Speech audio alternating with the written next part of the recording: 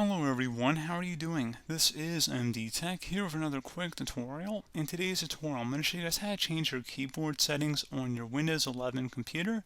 So this should be a pretty straightforward tutorial, and without further ado, let's go ahead and jump right into it. So all you have to do is select the search magnify icon down in your taskbar and go ahead and left click on it. And you want to search for Control Panel. Best result should come back with Control Panel. Go ahead and open that up. And you want to set your view by to large icons, and then you want to select keyboard, so go ahead and left click on that. And at this point, you can go ahead and adjust your keyboard settings, such as the character repeat delay and the repeat rate, as well as the cursor blinking rate as well. And you can see the hardware tab, any applicable keyboards on your computer, you can make those changes for. So pretty straightforward process here, guys. Do hope I was able to help you out, and I do look forward to catching you all in the next tutorial. Goodbye.